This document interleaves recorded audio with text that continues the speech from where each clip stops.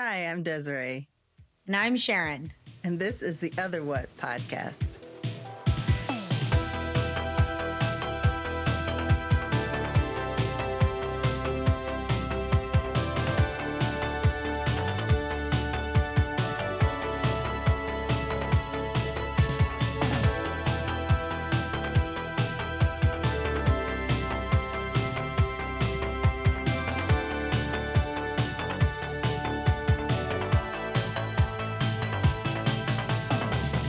Hello, everybody. Welcome to another edition of the Other What podcast. So nice to have you here with us. Thank you.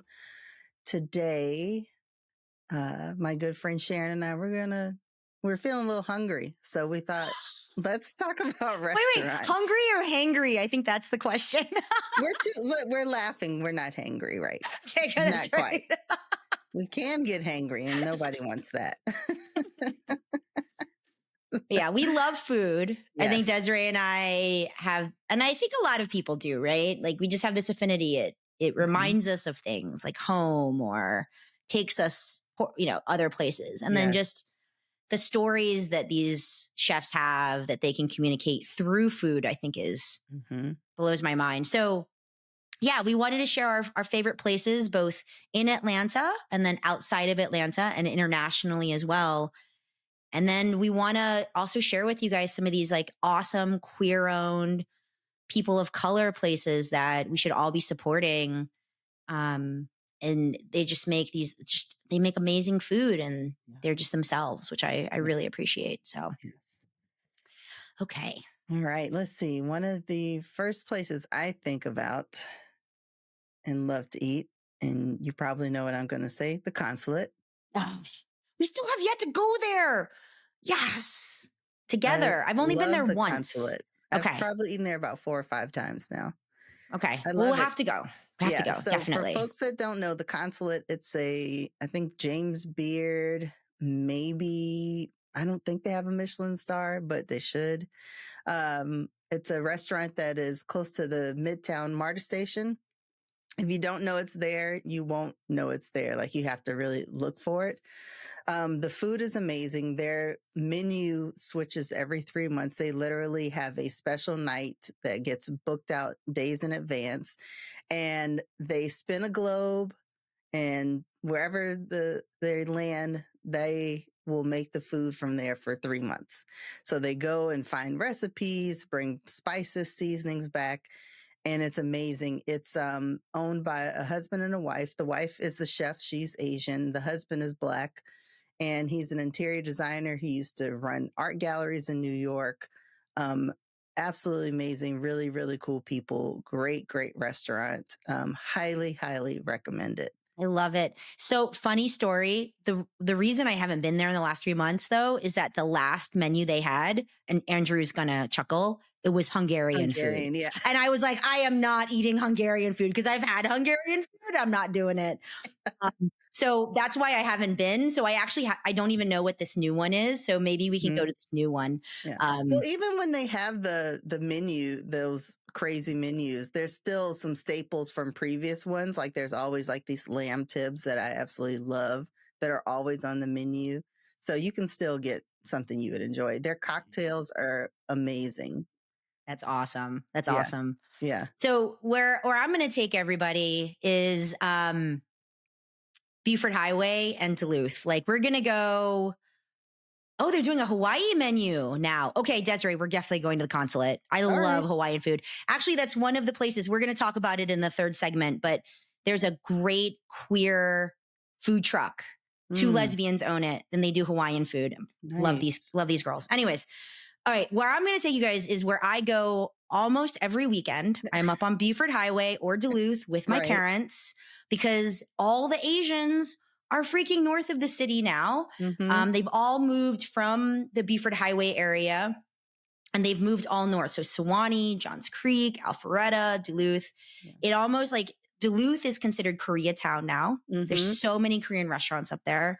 And someplace that I've wanted to take Desiree for a long time, but we still haven't done it, is to go to dim sum, but OG dim sum, Buford Highway dim sum, not the fancy dim sum in Duluth. There's a place called Oriental Pearl. I actually used to go there when I went to Chinese school every Sunday. And it was the community center behind this tiny little Chinatown area and was the only place you could go when I was growing up. And so my mom and I would go to Oriental Pearl or the food court, get lunch, and then I'd go to school in the back. And I hated school because it was all about learning the Chinese language, and I could care two shits about learning Chinese at that time. Yeah, I know. I should have paid attention. I should have paid attention. I didn't. Yeah. But Oriental Pearl is still exactly the same. I actually had my rehearsal dinner there for my wedding. I know. And I go back and I'm like, the food is so good. It's very traditional Chinese. And if my dad and my mom approve, it's always good. So highly recommend if you're into the dim sum thing. And then there it is on Eater. And then there's another place. I'm actually going with my mom on Monday for Veterans Day. I have the day off. So I'm going to get lunch with my mom and dad. Nice. We're going to a place called Bobo Garden. And it's also kind of hidden away in this like strip mall, Pine Tree Plaza shopping center on Buford Highway, but it has some of the best Cantonese food. My family is from the southern part of China, from Canton. So like Cantonese food is what we are really into. And so like, I think like Szechuan, you'll hear a lot about like the spicy Szechuan peppercorns or the soup dumplings. That's very Northern Chinese. So it's not really what I grew up with. I grew up more with like Hong Kong style, more Southern Chinese. And that's where Bobo Gardens is. And then there's another place I went with my parents just recently that's been there forever. Like when we came to Atlanta, it was around. So thank God it's still around and it's got the same exact menu. It's called Canton Cooks and it's up in Sandy Springs. And they do this egg noodle dish that is, it's like an egg soup, but with noodles in it, Desiree. It's like, I think I've eaten there before. So good. It's so good. It's usually there's a lot of Jewish people that go there. I've been there for like Thanksgiving and Christmas Day. But it's still very authentic Chinese. And in fact, the last time I went with my parents, they bumped into old friends of theirs that were also eating next to us and eating the same exact thing. Right. So I love this about Atlanta. Like my parents are still connected to old Atlanta. So it kind of makes me feel good, even though I can't order in Chinese anymore or whatever it might be. But I still love that. And I love that the Buford Highway is still old school. I do go to Duluth. It's tough going there because it's so hard to get to, but the food is so good, but you don't want to stay. Like the politics in Duluth are not good. So you just go for the food and you get the fuck out. Is really what happens. But I've got a Duluth restaurant too. Do you really? Yes. Ooh, there's a lot. Okay. What's your Duluth restaurant? Is it Honey Pig? Honey Pig. Ooh, that's a K barbecue place, isn't it? Yeah. That's a good one. That's a good spot. That's a good one. Okay. I'll have to take the kids there. We've been looking for a good K barbecue place.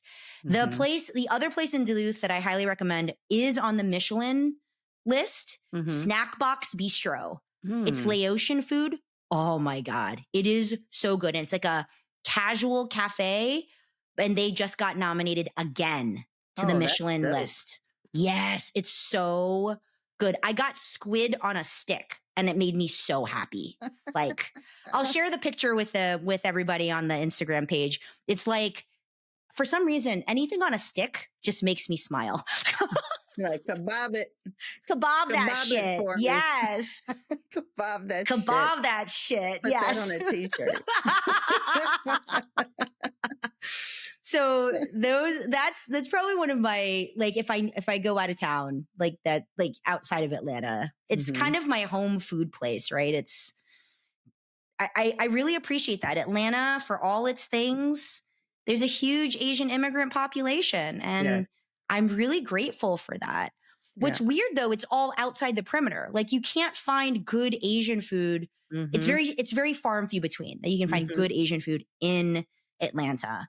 And it's also very, I don't know, Desiree, if you've seen this, but there's a whitewashing of Google reviews.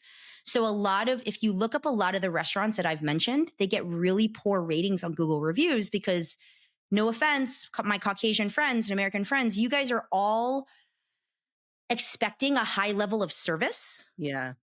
And sometimes cleanliness. I get it. you're not going to get that at a good, authentic Asian restaurant You probably in the won't United get that at States. most good, authentic people Right. of color establishments. Right. So I tend to not look at Google reviews when it comes to Chinese food because it's very biased, and I encourage you all not to do that either, and just go and try it out because sometimes it's better than what people say. And usually they're complaining about the service and the rude waiters and waitresses. They're always going to be rude. Get over it. I Like that's how it is. rarely read Google reviews or Yelp reviews. I'm just like, if this restaurant, if the menu sounds appealing, I'll try it. Yeah. I don't like anybody's input sometimes when I'm finding places. Totally. Yeah. Are there any other places you would recommend in Atlanta, Desiree? Yes, I have Desta Ethiopian restaurant. There's one off of, I think, Briarcliff. And then there's that's the one I've been to. Located in West Midtown area off of Marietta Street. That place is amazing. If you want good Ethiopian food, Desta is the spot. That sounds good. Gosh, what else? Chai Pani, Indian spot in city of Decatur. Yep. Their right across. Yes. That place is so good. I love that. Yes. They do these, what are they called? They only do it on Fridays and Saturdays. They have a little cart in the lobby. And you can buy like these little things for like $5. I think they're like Pani puris or something. Oh, good. So fun. So much fun. I had Chai Pani on Wednesday. This past Wednesday, my friend Jamila and I had a pretty much like a sad of the election results party with just the two of us slumber party. That's actually, you have to get comfort. It's comfort food, if anything. I really like Chai Pani a lot. Yeah. That's a good place. Other ones that I like. I want to take you to Talat. Have you been to Talat Market? No. Okay. We need to put that. We need to go there. I love that. I like sitting at the bar. The bartenders are just fun. And the food is great. And they actually were nominated for James Beard, the only Atlanta restaurant nominated last year. So nice. Yeah. So that place is really good too. And it's Thai food. It's like elevated Thai food. So that one's yum. Some other, Oku. Have you ever gone there? It's a sushi I've seen place. It. That spot's dope. Ooh. It's sexy. The lighting is sexy. The food is amazing. It's a sushi spot in West Midtown. Where else? There's those sushi spots that are in your building too, in your office building that we want to go to. Yeah. They got Michelin. Did you hear? They got Michelin stars. Yes. Oh, I know. It's also like $300 a person. So we got to save up for that. But Bully Boy is pretty good. It's off of the Beltline near Ralph McGill. There's seafood. They've got oysters, a nice bar, really cute, cozy. Where else? Kindred. And that's off of North Decatur area. I don't think what kind of food is that? I don't think I've ever heard of it. New American. Oh. But it's really good. Went for a friend's birthday this past April. And we were the only people of color in the restaurant. We had the largest table. And we had so much fun in there. Oh, that's great. The people that owned it were so sweet, so attentive. Like here we talk about service, but amazing service. The people that owned it, they also own like a market, some type of food market. But excellent food. The burrata, it looks great. The steak, we had fish. Like it was delicious. Okay, great dining experience. This is what I love. Our producer is putting up all the websites up, making us extra hungry. Yes, exactly. It's a white couple. It looks like, right, that own the place. Yeah. And I love that you just said that you were the only people of color and they treated you really well because Desiree and I had we're going to end this segment here, but I'll end this on this note. We had a really weird experience at an all-white restaurant recently. We were a table of mostly people of color. We had a couple of white people with us. And it was I have never been shushed in a restaurant before. We got shushed. Yes. And I looked at Desiree and Desiree's like, it's because we're the only people of color in this place. And I was like, what the F? Yeah. We were sitting at a table kind of in the front of the restaurant and they're in a new spot. So it's it's very echoey in there. The acoustics are terrible. You could sit anywhere and hear pretty much most people's conversations. But yeah, we were the only table that they came over to and asked us to quiet down. Now we weren't even loud. We were just talking and laughing. Yeah, we weren't even loud. I know. Yeah. So I'm going there on Saturday again for a engagement party. And I told my girlfriend, I was like, I'm going to be so fucking loud. I love Turn it. up the volume on Sharon because she is going to be so fucking loud. You want to shush me? Because I'll probably be the only person of color at that place again, too. Right. Even though it's an engagement party, it's mostly white people. So it's like, turn it up. I'm going to turn it up. Oh my God. Anyways, it'll be really fun. I'll report back on how that goes. Maybe I get escorted out of the restaurant. They'll make you sit outside. Exactly. Oh my God. I went to one more restaurant before we end this segment. Miller Union. Oh, so good. So good. Oh my gosh. Their salads are amazing. The steak was amazing. The bread, they have like this egg bread. They cook like a piece of egg with the bread, and it's like the celery sauce. It sounds weird, but it's very, very tasty. And they make amazing drinks there too. I like to, my friend Shelly and I, we've gone several times, and we'll just sit at the bar. We will reserve spots at the bar because it's just nice to sit at the bar. It's more fun talking to the bartenders. Yeah. And I love that they've been there for a long time, and they were really there before West Midtown blew up, and they're just consistent. And I think that is an amazing sign for a restaurant, right? You're not a flash in the pan. So they've been there for years. Those were great recommendations. Thank you. Okay. Thank you. We're gonna take a little break, and then we're gonna come back and we're gonna talk about the places that we've eaten outside of Atlanta, including internationally, which is going to be really fun. Ooh la la. All right, stay tuned. Be right back.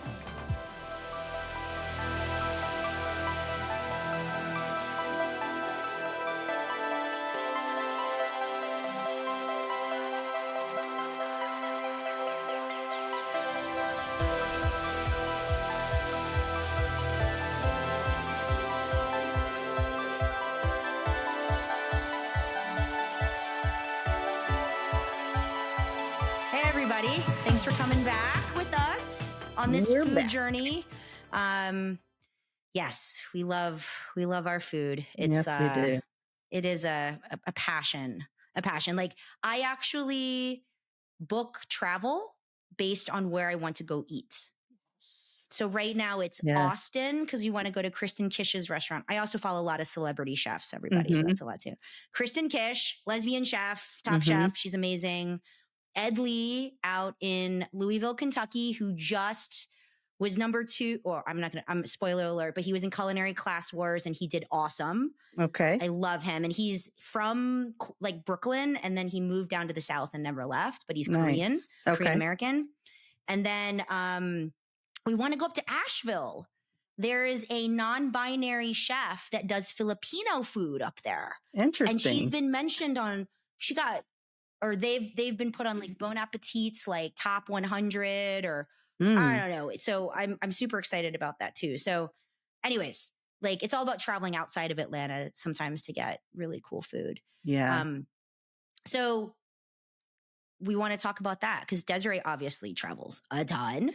This girl gets on the road. She does. She loves being on an airplane. This Sharon, used to be on airplanes, doesn't want to do it anymore. But I'm going to talk about where I've been and what I really like as well back in the day. Why don't you kick it off, Miss Desiree? Because you definitely have been traveling more than me lately, and I want to hear all about this. So sure. So in another podcast, we talked about my travels. And I think I briefly mentioned a few of these restaurants, but it's worth to me mentioning them again because they were so good. So Amsterdam, Pesca, it's a seafood restaurant. The setup is amazing. They have a fishmonger in-house. So you go in, they give you a drink to you get a drink while you're waiting your turn to see the fishmonger. The fishmonger comes out, explains all the types of fish, seafood, clams, everything that they have, tells you a little bit about it, tells you how the chef is going to prepare it, and then weighs the food for you. So you basically pick out what you want. They weigh it, they mark it down, Then you go to another room, you pick out what wine or drinks that you want. And then after you pick out your beverages, then they seat you. And that was such a cool experience. Everything was so good. I can post pictures of before and after for how we tore down on this food. So good. I love that you're still dreaming about it. That's always a good sign of a restaurant. I have a T-shirt here from the restaurant that says Likerbeck, which at the restaurant, they said it translates literally to tasty mouth, but it's supposed to be representative of people who have good taste in food, like who like to eat good foods. So I wear that every now and then. That's just pretty good. You should wear that out. I haven't seen you wear it. I definitely want to see it. I'll wear it next time. Yeah. Nice. I think I told you we had amazing Jamaican food also in Amsterdam, a place called Labyrinth. The owner's Jamaican. I think his wife is South African.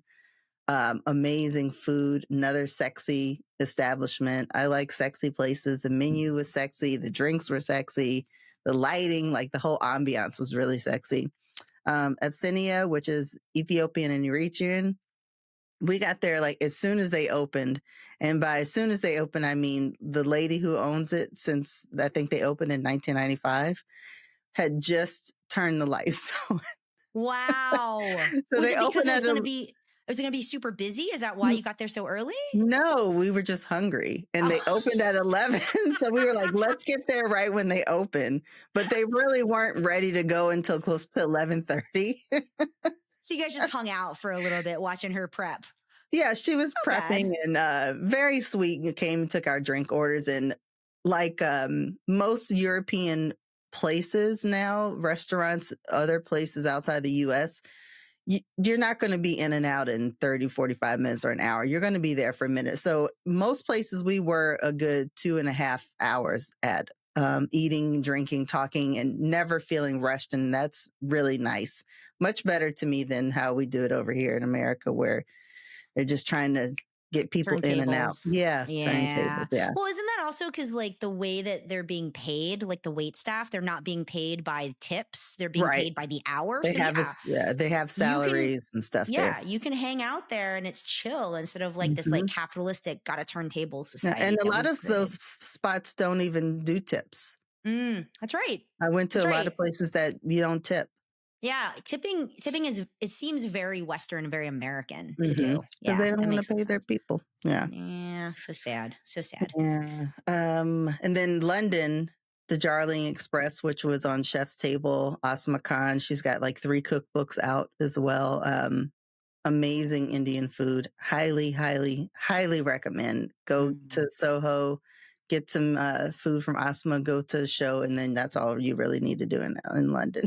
I think Indian food is one of it's one of those things where I've tried to cook it at home and it's good, but when I have it out and somebody else makes it for me, or like an Indian mom makes it for me, it's like 100 times better, you know? Yeah. So good. So good.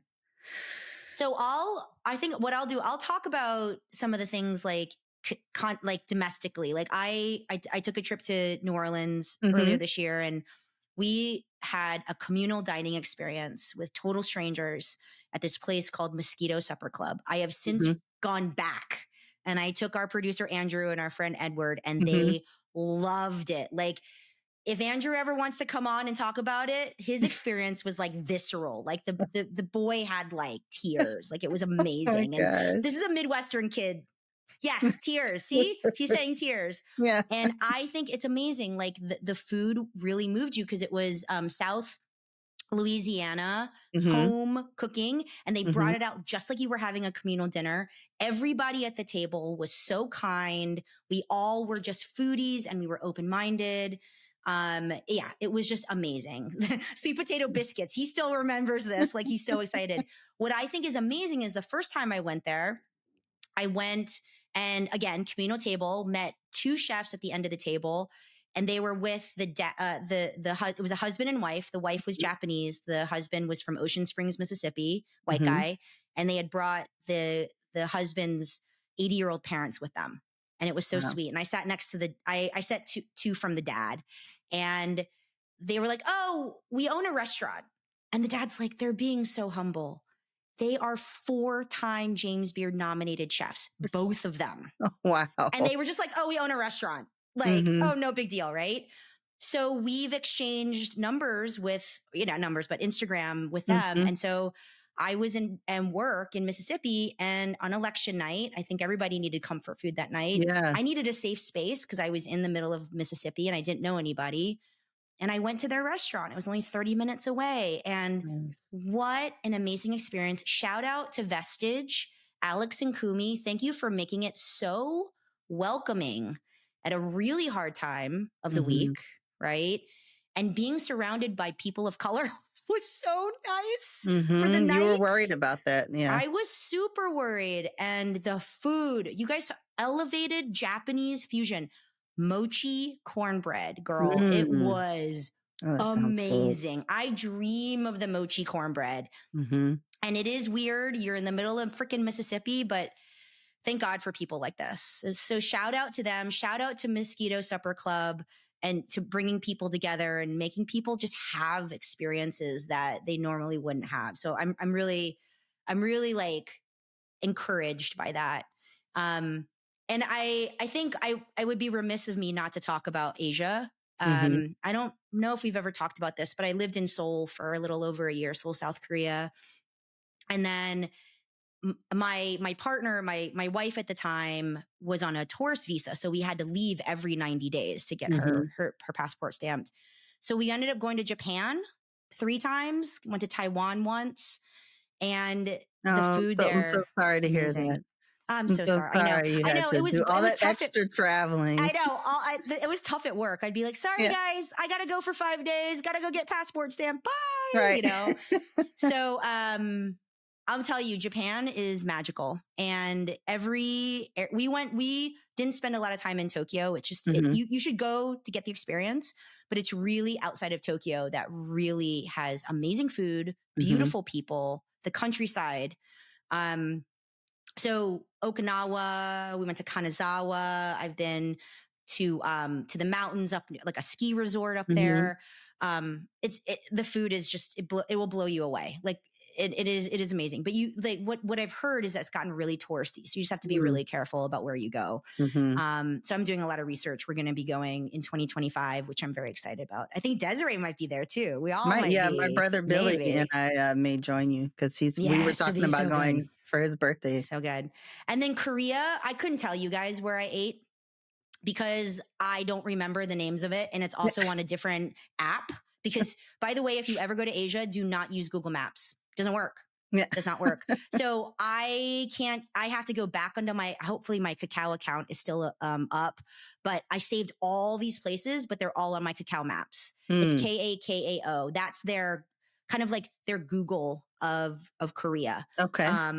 So anyways, these are all like, we can do maybe a travel tip show for you guys. Cause I learned so much when I lived there, but I just remember going to the weirdest, tiniest little alleys, finding like, or going to a wet market, buying vegetables, and then they have restaurants behind their stalls.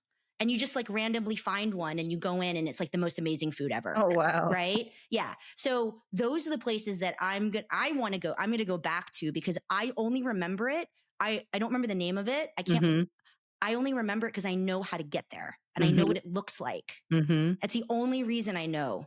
And so like that to me is like amazing. Like I want to go back to where I used to work and then I'll take you guys to where I used to have lunch, which is in this like, you have to go down these stairs and there's no windows and you're underground and it's just a food court of anything that you would want Korean. And it's like you sit down and an old Korean woman comes up and takes your order and you've got to do it all in Korean. Like they do not speak any English down there. It's intense. And those are the places that make, for me, food, again, it becomes an adventure. Yeah. Of like, nobody speaks English. You got to point to things. You got to act it out. You got to. Little charades. Well, now with apps, it's so easy. You can actually do it with an app, which is great. Which is how we made it through Korea a lot of the time. Like buying a refrigerator in Korea, like haggling, you haggled on the app for prices and stuff. Okay. It was actually very cool. Anyways, I loved it. as a lot of you know, I'm Singaporean. I haven't been back to Singapore in a while. The food is amazing, but I'd only go back for the food. I don't want to see my family. So I do recommend the food. If you go to Singapore, I can give you guys a whole long list of what to eat there. And it's completely different than the rest of Asia. And that's why Asia is just everywhere. It's like different. Vietnam and Laos and Thailand and East Asia, Taiwan, Hong Kong. Like, oh my God, your head will explode with how much food you can do and how it's so different. You know, Sharon, I had some of the best Thai food I've ever had was at a restaurant in Paris. Isn't that crazy? Yes. But we were talking about this immigration. God damn it. Like I think we were having this conversation. The best sushi I had was in freaking Poland or in Lima, Peru. I'm grateful for these people that left their countries and brought it with them. We know we love Padma Lakshmi, both of you and me. Yes. She does an amazing TV show called Taste the Nation. Oh, I love that. It's a great TV show, and it celebrates immigrants. Yes. All the food that me and you have been talking about, like they've been brought here by these people who are like, we're going to leave our families and our countries. We should be celebrating it. They're fucking baller to do these things, you know, and to bring their food with them. Thank God. Right.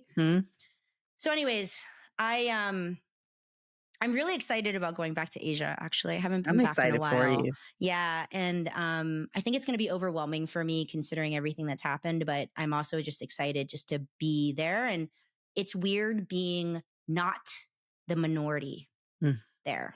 I look like everybody else, even though I don't feel like everybody else. And it's freaky. It's really freaky. But it's the experience that I wanted, which is why I ended up taking the job out there for the year. I keep picturing that lady saying to you, "Oh, so pretty. Too bad not Korean." And you had somebody say that to you recently too, right? Well, yeah, I had there's a new, I'll mention this as a foodie place because I brought Desiree dinner one night from there. There's a new place in Midtown, right by the Trader Joe's, right there in Midtown called Uma's Kitchen. Please go and patronize these guys. They are so good. It's run by a Korean family. The food was excellent, right, Desiree? Yes, like, very, and they give very you good. A lot. Yeah. Like, you will have leftovers. I did. And they do like bulgogi beef, and they'll do it with rice and noodles. They also do instant noodles, like the ramen, and then they'll put fresh toppings on top of it. So you have like a noodle soup that's nice and hot. It's so good. And the the woman running it was so sweet. She goes, because I went there 2 days in a row, and she was like, "Oh, you're back again," you know. And then the first time she saw me, she was like, "You're not Korean?" Oh, like they're all expecting me to be Korean. I'm like, "Nope, not Korean. Sorry, Chinese. I'm the ugly Chinese person that'll spit on the floor." That's what happens. Oh my God. So, anyways, it's that's a really good place in Midtown, and I just discovered it. Thank God, because there isn't a lot of good ones, and we'll talk about some more coming up in the next segment. But it's hard to find, and I think that's kind of what I'm finding, like with Atlanta, which I think is very strange. Like you have to drive to get good Asian food, or make it yourself. So I'm going to talk about 2 other restaurants before we go to the next segment, since we are on this theme of restaurants. Countries that you have the best food that is not from that country. So I was in last year, my friend Chris and I went to San Miguel de Allende, which is in the mountains in Mexico. It's very, very beautiful. I've been wanting to go to this city for probably about 5 or 6 years, and even had a moment where I was drinking coffee, sitting by a church, crying because I was so happy I was there. I remember when you texted me, you had a spiritual moment over there, Desiree. It was beautiful. It was spiritual. Yeah. So, because I had a Reiki session. That's a whole nother story though. Okay. Food. In San Miguel had amazing Italian food, a little restaurant called Mama's, Momma, amazing. And there was surprisingly a high number of Argentinian style restaurants there. And so we ate at one. Oh my gosh. If you've never been to an Argentinian steakhouse, do it. Like please. A real one? I don't think I've ever had. Like the American ones don't count, right? No. Like, no, then I haven't. Oh, that sounds amazing. So good. I mean, you Oh, said the steak. food I'm was done. so good. Yeah. The food was so good. Oh my goodness. Yeah. God, that's Okay. I awesome. just had to talk about Yeah, those no. two. And you said you had one more, right? You had another one? Well, I had the Thai restaurant I talked about. Oh, but I didn't say the name. I think it's called Trudeau Hassaman. And Oh. then there was a chef's table restaurant at an organic restaurant in the 11th district that we went to called Orgeil. Oh, that's fun. I loved.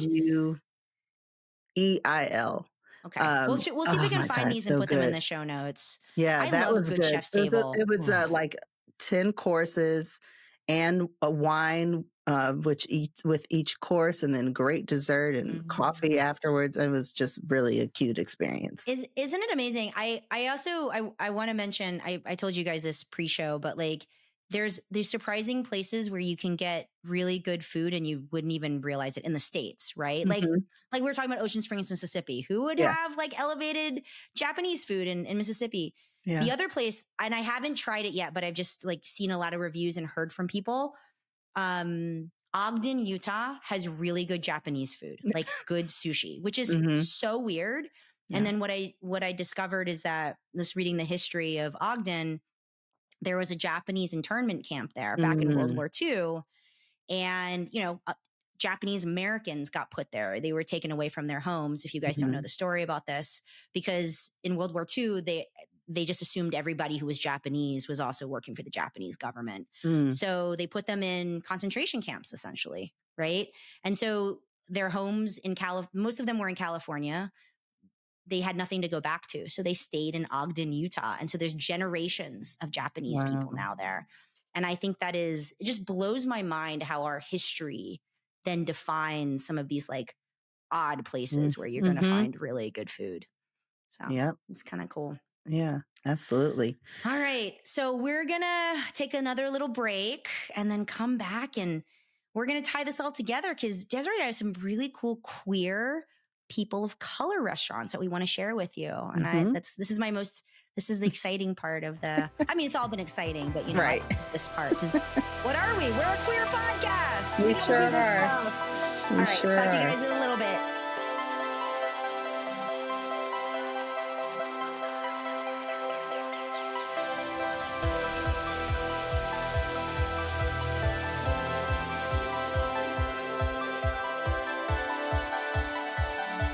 This is Taskmaster Desiree Jamerson reporting.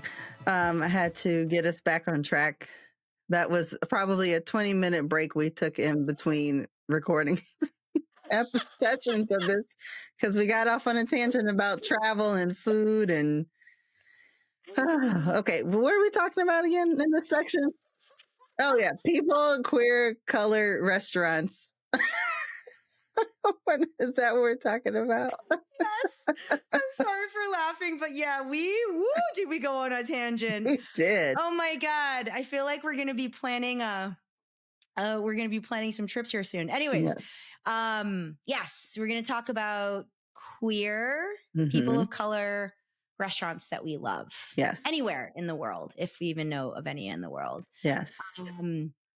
So do you want me to start? Yeah, go. Okay. I think I only wrote down one that's queer, but they're both people of color owned.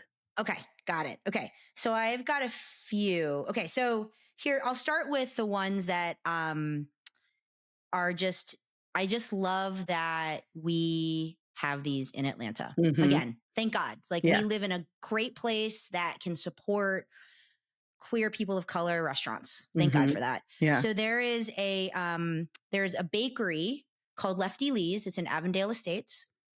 It's run by a woman named Viv Lee, and Lefty's is the name of her nickname for her kid. So she named it, and they do amazing pastries and baked goods. And I just got my girlfriend a rainbow cupcake cake that they did that was amazing and tasted so good. Desiree got tasty, to witness it in real life.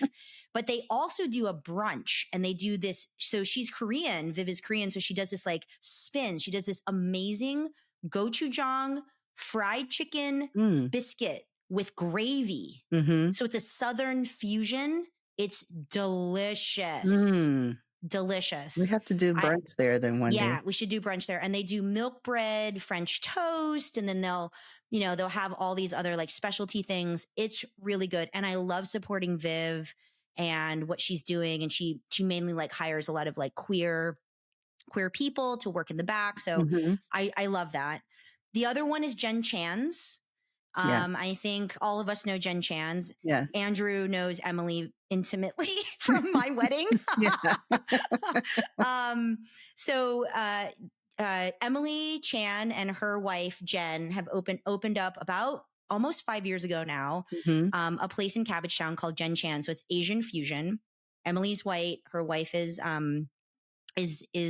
Chinese, and they've been able to survive in a space that everybody thought that wouldn't survive. And they started off as a supper club.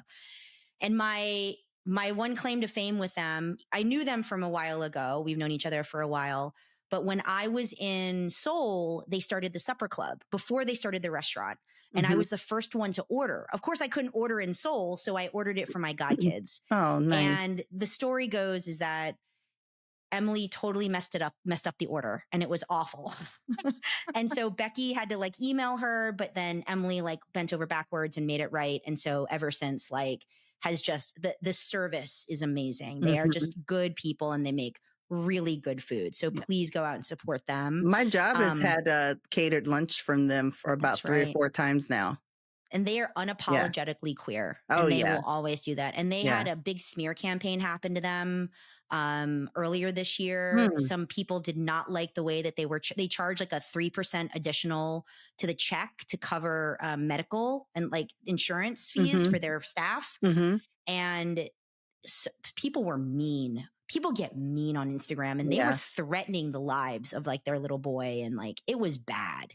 So unnecessary. It was so bad. So please go and support them. They're doing good. And they just opened a new, like, it's like a little convenience store down in Reynoldstown called Mickelson's. And I've been there like 4 or 5 times. It's more, so Jen Chan's is more Asian. Mickelson's is more on the Emily side. So it's more like Scandinavian, and then also just takeout stuff. And they sell beer and wine and all this kind of stuff.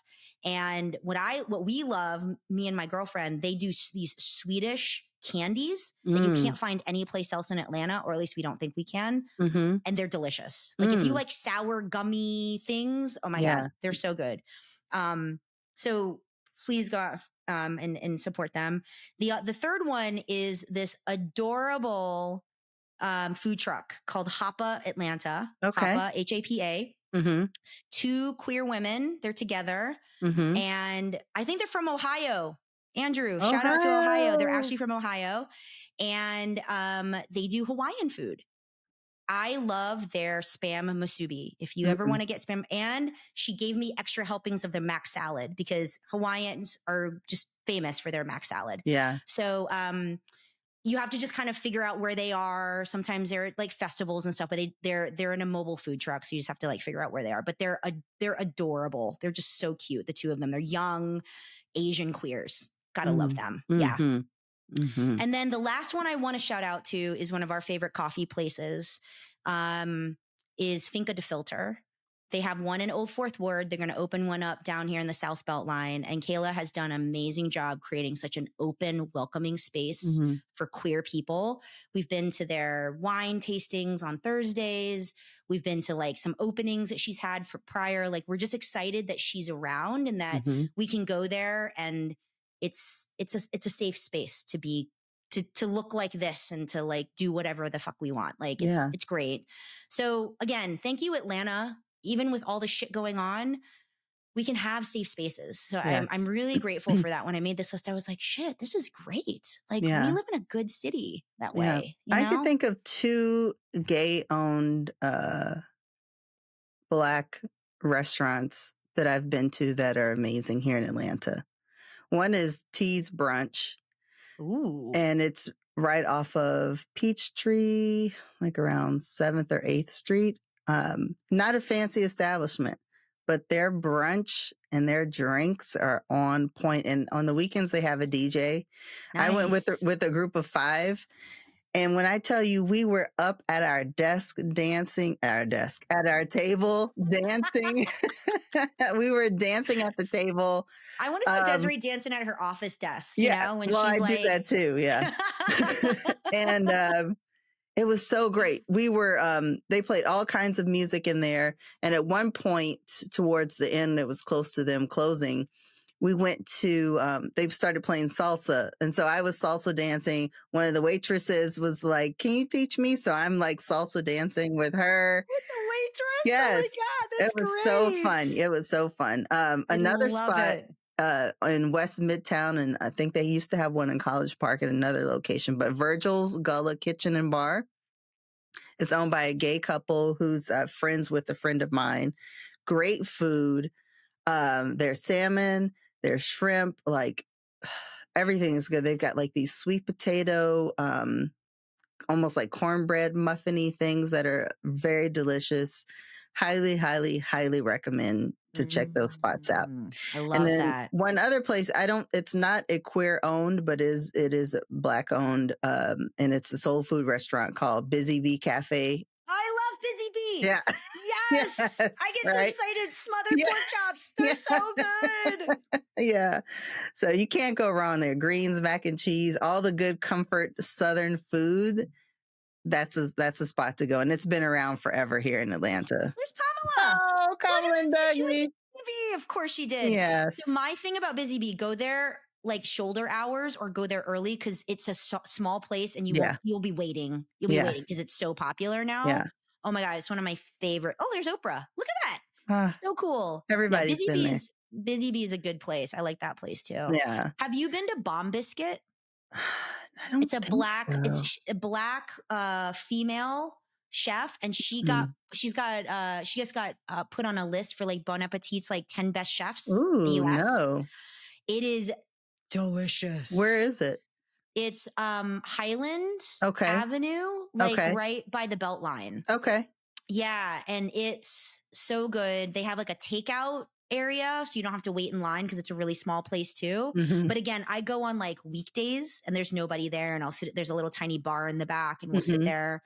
But they have really good. There's a hot honey chicken biscuit. Ooh, that sounds like so good. And I love that she got put on a couple of lists. Like, so that's really cool too, right? Absolutely. So, so yeah, we really, really, really, really like that place. Yeah, Atlanta's got a good food scene.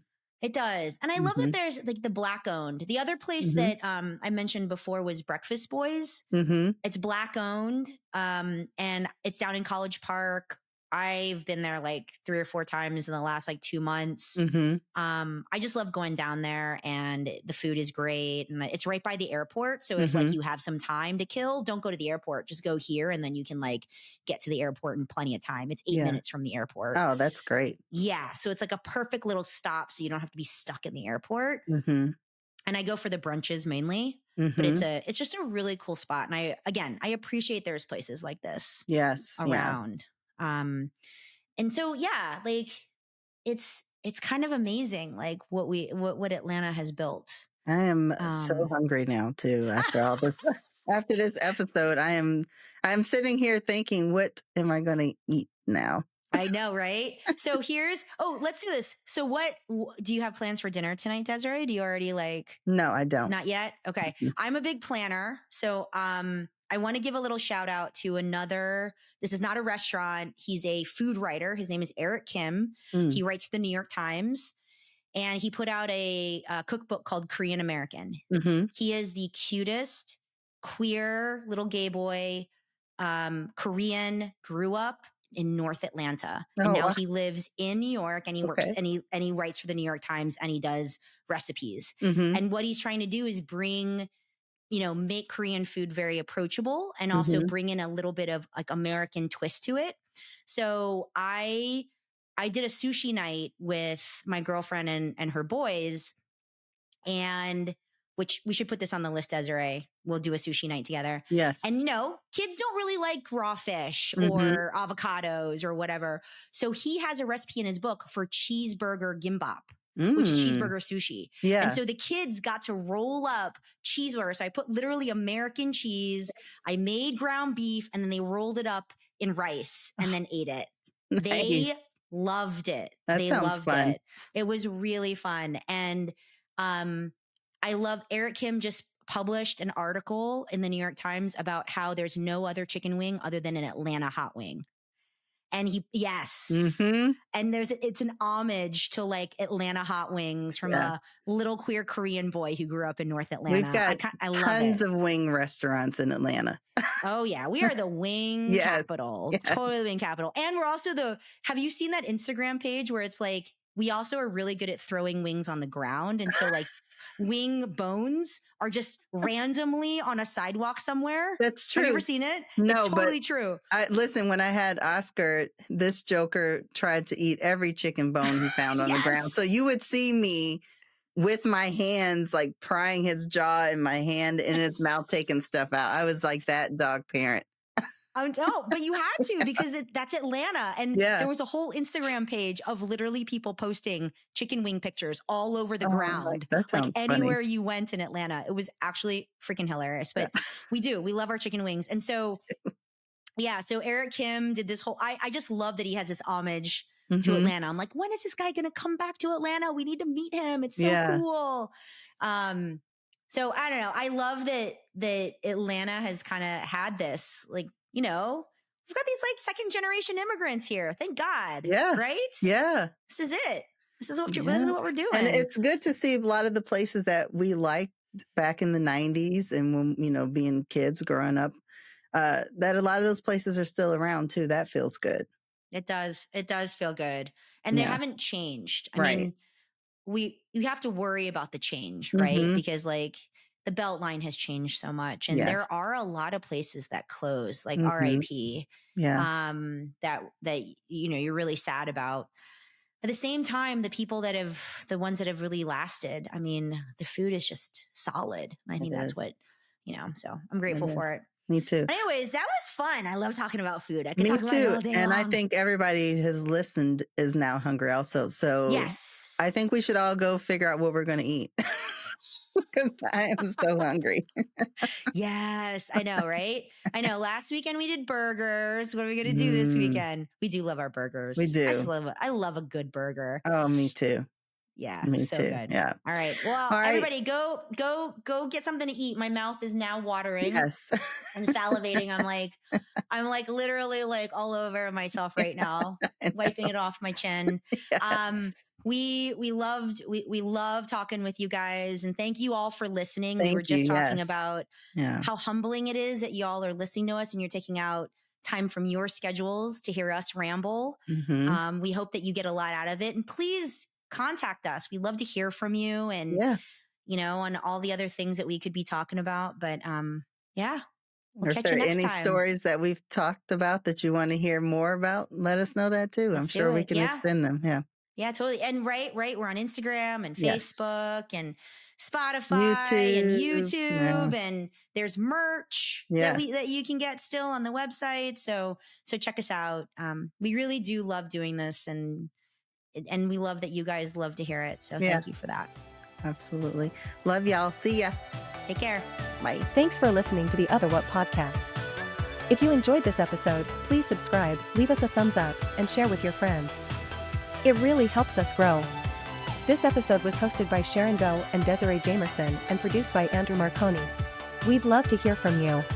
Connect with us on Instagram at The Other What and tell us your show ideas, comments, and suggestions. You can also find us on YouTube, Facebook, all of the podcasting platforms, and our website, theotherwhat.com, where you can listen to all our episodes, check out show notes, and shop for merch that supports the show. The Other What is proudly brought to you by 559 Labs. We'll see you next time.